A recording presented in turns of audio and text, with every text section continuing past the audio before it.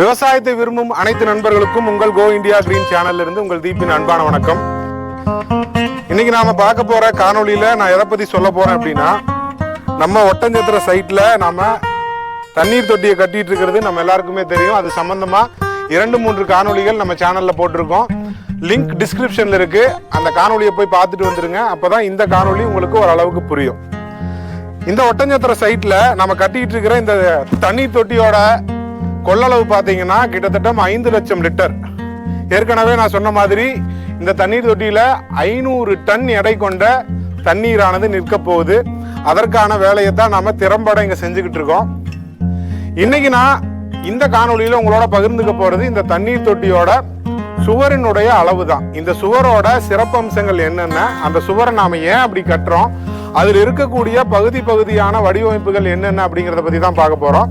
தொடர்ந்து காணொலியை பாருங்க. இந்த காணொலியில தண்ணீர் தொட்டியை எப்படி கட்ட போறோங்கிற சிறப்பம்சத்தை உங்களுக்கு நான் படிநிலையா சொல்ல போறேன். இது உங்கள் கோ இந்தியா கிரீன் சேனல். நான் உங்கள் தீப். வாங்க காணொலிக்குள்ள போலாம்.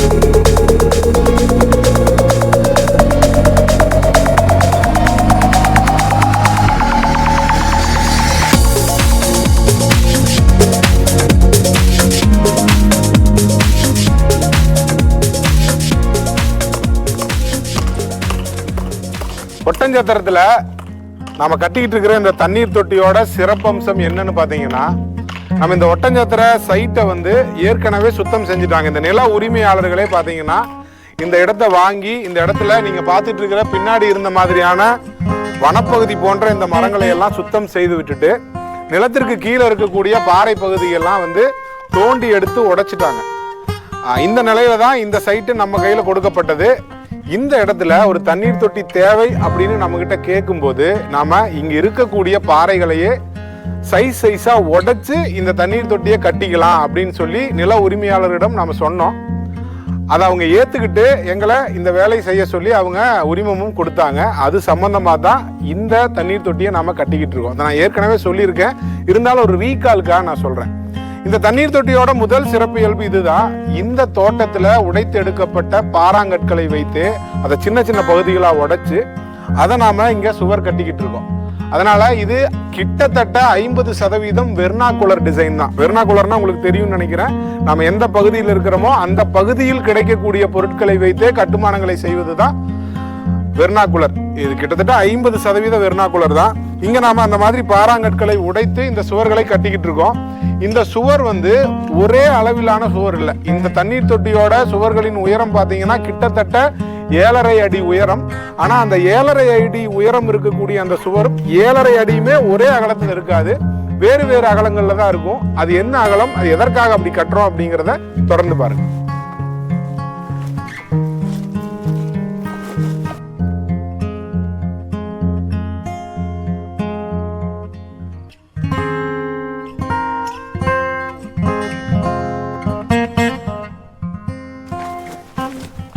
இந்த தண்ணீர் தொட்டியில நம்ம செஞ்சுக்கிட்டு இருந்த வேலையை படிநிலையா உங்களுக்கு சொல்லணுங்கிறதா விருப்பம். நம்ம ஏற்கனவே இந்த தண்ணீர் தொட்டி பத்தி 3 காணொலி போட்டிருக்கோம். பூஜை செய்த காணொலி, அதற்கப்புறம் இதுக்கு அடித்தளம் எப்படி போட்டோம் அப்படிங்கிற காணொலி, அதற்கப்புறம் இதுக்கு காங்கிரீட் தளம் போட்ட காணொலி. இந்த 3 காணொலியோட லிங்க்ஸுமே டிஸ்கிரிப்ஷன்ல இருக்கு. மறக்காம அதை போய் பாருங்க. ஏன்னா ஒரு தண்ணீர் தொட்டியில தண்ணீர் 500 டன் எடை கொண்டதா நிற்கும் போது அதற்கு ரொம்ப முக்கியமான ஒண்ணு தரைத்தளம். அந்த தரைத்தளத்தை நாம ரொம்ப வலுவா கம்பிகள் கட்டி, ஒரு மனிதனுடைய உடம்புல எலும்பும் சதையும் எப்படி பின்னி பிணைஞ்சிருக்கோ அந்த மாதிரி உறுதியா அந்த தரைத்தளத்தை அமைச்ச தெளிவான காணொலி நம்ம கோ இந்தியா கிரீன் சேனல்ல இருக்கு. அதை போய் கண்டிப்பா நீங்க பாருங்க. அதற்கப்புறம் இந்த 500 டன் எடை கொண்ட தண்ணீரை தாங்கக்கூடிய அடுத்த உறுப்பு பாத்தீங்கன்னா இந்த 4 பக்கமும் கட்டக்கூடிய சுவர் தான். இந்த சுவர் ரொம்ப உறுதியா இருக்கணும் அப்படிங்கிறதுக்காக நம்ம இங்க ஒரு வடிவத்தை பின்பற்றி இருக்கோம். நிறைய நண்பர்களுக்கு அது தெரியும், தெரியாத நண்பர்களுக்கு அதை பற்றி நான் உங்களுக்கு சொல்ல போறேன். தொடர்ந்து அப்படியே பின்னாடி வாங்க.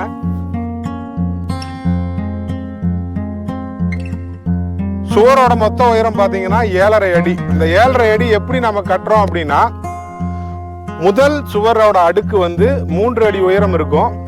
அடுத்த சுவரோட அடுக்கு பார்த்தீங்கன்னா 2.5 அடி உயரம் இருக்கும். அதற்கு அடுத்த உயரம் பார்த்தீங்கன்னா 2 அடி உயரம் இருக்கும். 3 அடி, 2.5 அடி, அதுக்கப்புறம் 2 அடி, மொத்தம் 7.5 அடி வரும். இதுல முதல் சுவர் பார்த்தீங்கன்னா இந்த சுவர் தான். இந்த சுவரோட அகலம் வந்து பார்த்தீங்கன்னா 3 அடி அகலம் இருக்கும். அதற்கு அப்புறம் கட்டக்கூடிய இந்த 2.5 அடி உயரம் இருக்கக்கூடிய சுவரோட அகலம் பார்த்தீங்கன்னா 2.5 அடி இருக்கும். இதற்கு மேல நாம இன்னொரு 2 அடி உயரத்துல சுவர் கட்ட போறோம். அதோடைய அகலம் பார்த்தீங்கன்னா 2 அடி இருக்கும். ஏன் நம்ம இப்படி ஸ்டெப்பா கட்டுறோம் அப்படின்னா, நீங்க சின்ன வயசுல அறிவியல் புத்தகத்துல பார்த்துருக்க கூட ஒரு பெரிய அண்டா மாதிரியான ஒரு குவளை இருக்கும். அந்த அண்டாவில் முழுக்க நீரை நிரப்பி 3 துளைகள் இடுவாங்க. இதுல 3வது துளையில தான் வந்து நீர் பீச்சி அடிக்கும். மேல இருக்கக்கூடிய முதல் துளையில மெதுவா தான் தண்ணீர் ஊற்றும். அதாவது நான் சொல்றது உங்களுக்கு சைட்ல வந்து நான் போட்டோவா போடுறேன்.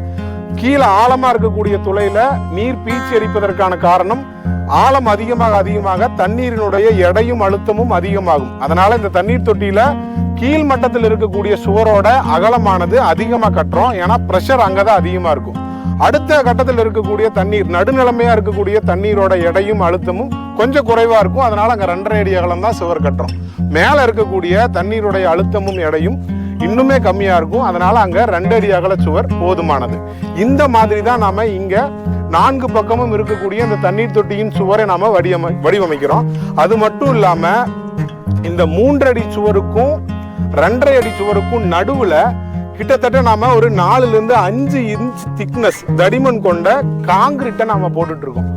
அந்த காங்கிரீட் ஏன் போடுறோம் அப்படின்னா, அறிவியல்ல யூடிஎல்னு சொல்லுவாங்க, யூனிஃபார்ம்லி டிஸ்ட்ரிபியூட்டட் லோட் அப்படின்னு. அப்போ இதற்கு மேல நாம கட்டக்கூடிய சுவரோட அழுத்தமும் எடையும் ஒரே சமமா இந்த தொட்டி முழுக்க இருக்கக்கூடிய சுவரில் பரவணும் அப்படின்னா அதற்கு நமக்கு ஒரு அமைப்பு தேவை. அந்த வடிவமைப்பு தான் அந்த 4 இன்ச் திக்னஸ் கொண்ட காங்கிரீட் அமைப்பு. கம்பியை கட்டி ஜல்லி, மண், சிமெண்ட் போட்டு காங்கிரீட் போட்டு போடுறோம். அதற்கப்புறம் இன்னொரு லேயருக்கும், அந்த அதாவது இந்த 2.5 அடி அகலம் இருக்கக்கூடிய சுவரின் லேயருக்கும் 2 அடி அகலம் இருக்கக்கூடிய சுவரின் லேயருக்கும் நமக்கு வந்து நடுவுல இன்னொரு காங்கிரீட் போடுவோம். இந்த வடிவமைப்பு தான் இந்த தண்ணீர் தொட்டியோட சுவரை மிக மிக மிக உறுதியான சுவரா நமக்கு உறுதிப்படுத்துது. அதற்கப்புறம் நமக்கு இங்க 500 டன் எடை கொண்ட தண்ணீரை நிறுத்துவதில் எந்த பிரச்சனையும் இருக்காது. இப்ப இந்த சுவர்களை கட்டும் போது இன்னொரு வடிவமைப்பு நாம செஞ்சுக்கிட்டு இருக்கோம். அது என்னன்னா, இப்ப நாம வந்து முதல் படிநிலையில் இருக்கக்கூடிய அந்த 3 அடி சுவர் இருக்குது இல்லையா, அந்த சுவர் முடியும் போது நம்ம காங்கிரீட் போடுறோம். அந்த காங்கிரீட் 4 இன்ச் திக்னஸ் கொண்ட காங்கிரீட்டை நீங்க இங்க வெளிப்பக்கத்துல பார்க்கலாம். இந்த சுவர்ல சுற்று முழுக்கவே பாத்தீங்கன்னா இந்த மாதிரி எவ்வளவு கிருஷ்ணா 10 இருக்கா, 10 பீமை வந்து நாம நீட்டி விட்டுருக்கோங்க. இந்த பீமோட அகலம் பாத்தீங்கன்னா 2 அடி, திக்னஸ் பாத்தீங்கன்னா 4 இன்ச்சு. இப்ப இது எதுக்காக நம்ம நீட்டி விட்டுருக்கோம் அப்படின்னா, இதற்கு மேல இந்த சுவருக்கு சரிவா ஒரு சுவரை நாம கட்டிடுவோம். இப்ப நீங்க இங்க பாத்தீங்கன்னா உங்களுக்கு அது நல்லா தெரியும். இங்க பாத்தீங்கன்னா உங்களுக்கு அது நல்லா தெரியும். இப்ப இந்த சுவர்ல இருந்து இந்த சுவர் தொடர்ச்சி வருது பாத்தீங்களா, இந்த தொடர்ச்சி இது வரைக்கும் வரும். இங்க வந்துட்டு இப்படி ஸ்லோப்பா சரிவா வந்து 7.5 அடி உயரம் வரைக்கும் ஒரு சுவர் போகும். அப்ப இந்த சுவர் நமக்கு என்ன பண்ணும் அப்படின்னா, உள்ளுக்குள்ள தண்ணீர் நிற்கும் போது இந்த சுவரை வந்து அந்த தண்ணீரோட அழுத்தம் வெளியே தள்ள விடாம இந்த 10 சுவர்களும் சுற்றிலும் இருக்கு. இந்த மாதிரி 10 சுவர்கள் சாய்தளமா கட்ட போறோம். இந்த 10 சுவர்களும் இந்த சுற்றுச்சுவரை வந்து வெளியில தள்ளக்கூடிய அந்த தண்ணீரோட அழுத்தத்தை தாங்கிக்கிட்டு இன்னும் கூட இந்த தண்ணீர் தொட்டியோட உறுதித்தன்மையை இன்னும் ஜாஸ்தி ஆகும். அதற்காகத்தான் இந்த அமைப்பை நாம கட்டிக்கிட்டு இருக்கோம். இந்த மாதிரி நீங்க தண்ணீர் தொட்டியை கட்டுறது முக்கியம் இல்ல, அந்த தண்ணீர் தொட்டியை எந்த அளவுக்கு உறுதிப்படுத்த முடியுமோ அந்த அளவுக்கு வடிவமைப்பை நீங்க சிறப்பா அமைச்சுக்கிறீங்க அப்படின்னா அந்த தண்ணீர் தொட்டி வந்து காலத்துக்கும் நம்மளுக்கு பயன்படத்தக்கதா இருக்கும்.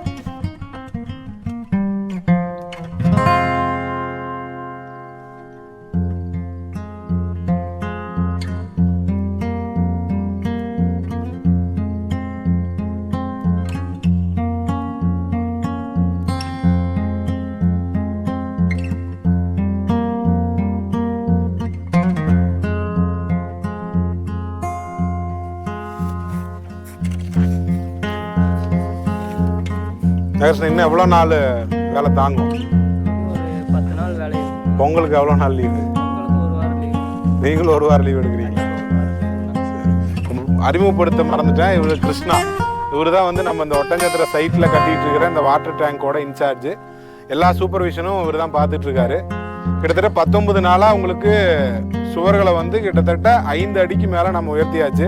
இவர்கள் எல்லாருமே நம்ம இந்த தண்ணீர் தொட்டியை கட்டுறதுக்கான உதவிகரமாக இருக்கக்கூடிய கட்டிட நிபுணர்கள், நம்ம நண்பர்கள் தான் எல்லாருமே.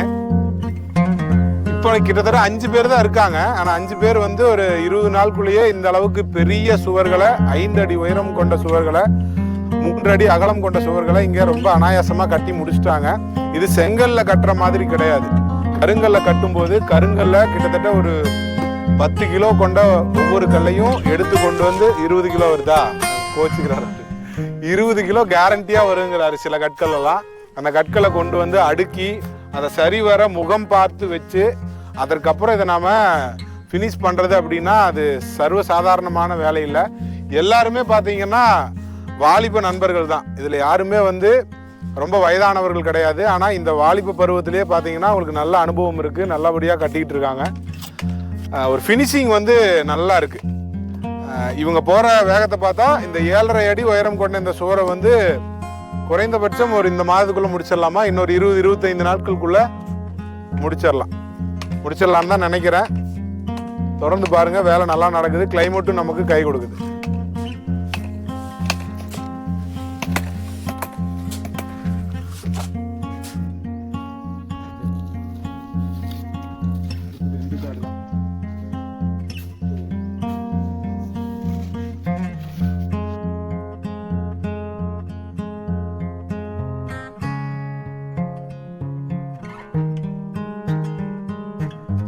நம்ம கோ இந்தியா கிரீன் நிறுவனம் தொடர்ந்து விவசாயம் சம்பந்தமான நிறைய வகையான வேலைகளை செஞ்சுக்கிட்டு வந்துட்டு இருக்கோம். அதில் ரொம்பவே பிடித்தமான, எங்கள் மனதுக்கு மிகவும் நிறைவான வேலை அப்படின்னா நீர் சம்பந்தமான மேலாண்மைக்கான வேலைகளை செய்வது தான்.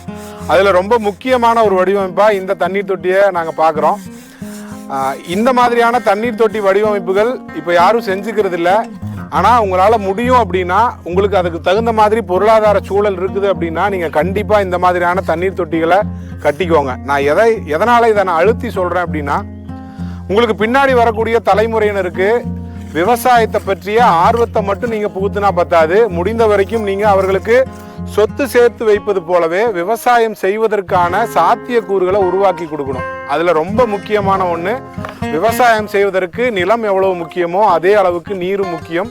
அந்த நீரை மன அமைதியாக எந்தவித மன அழுத்தமும் இல்லாமல் அவர்கள் கையாளுவதற்கான எல்லா வடிவமைப்பையும் நீங்கள் ஏற்படுத்தி கொடுத்துட்டீங்க அப்படின்னா உங்களுக்கு பின்னாடி வரக்கூடிய சந்ததியினர் மன அமைதியாக இந்த விவசாயத்தை செய்ய முடியும்.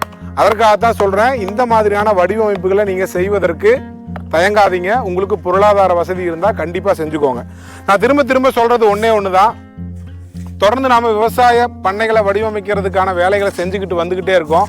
எங்களுடைய நோக்கம், நம்ம கோ இந்தியா கிரீன் நிறுவனத்தோட நோக்கம், எவ்வளவு பின்னடைவுகள் வந்தாலும் எவ்வளவு இடர்கள் வந்தாலும் நாங்கள் தொடர்ந்து இந்த வேலையை செய்வதற்கான காரணம், விவசாயம் அப்படிங்கிறது வெறும் உணவை உற்பத்தி செய்வதற்காக மட்டுமல்ல, நம்மை சுற்றி இருக்கக்கூடிய சூழலை பாதுகாக்கக்கூடிய செயல்பாடு தான் விவசாயம் அப்படிங்கிறதுல எங்களுக்கு ஆணித்தரமான ஒரு நம்பிக்கை இருக்குது. அதனால நீங்களும் விவசாயத்தை காப்பாற்றணும்னா வெறும் வருமானத்தை மட்டும் பார்க்காதீங்க. உங்களை சுற்றி இருக்கக்கூடிய சூழலை மனதில் வைத்து மரம், செடி, கொடி வகைகளை வளர்த்தெடுப்பதற்கான செயல்பாடா இதை கையில் எடுத்து நீங்கள் விவசாயத்தை செய்யணும். நாம் என்ன வேலை செய்தாலும் சரி, என்ன தொழில் செய்தாலும் சரி, அண்ணா டக்கு டக்குன்னு தட்டுறாரு, இது கேட்டுச்சுன்னா மன்னிச்சுக்கோங்க. எந்த வேலை செய்தாலும் தொடர்ந்து நீங்க விவசாயம் சம்பந்தப்பட்ட கற்றல்ல இருக்கணும். தொடர்ந்து கற்றுக்கொண்டே இருங்க, விவசாயத்தை தெரிஞ்சுக்கோங்க. ஏன்னா விவசாயம் செய்வது என்பது ஒரு தவம், விவசாயம் என்பது ஒரு வரம். அந்த வரம் நம் எல்லோருக்கும் கிடைக்கணும்னு இறைய வேண்டி இந்த ஒட்டஞ்சத்திர சைட்ல இருந்து இந்த காணொலியை நான் முடிச்சுக்கிறேன். தொடர்ந்து இணைந்திருங்க. வேறு வேறு இடங்களில் இருந்து வேறு வேறு வகையான தகவல்களுடன் உங்களை வந்து சந்திக்கும் வரை இது உங்கள் கோ இந்தியா கிரீன் சேனல். நான் உங்கள் தீப். அடுத்த காணொலியில சந்திக்கலாம்.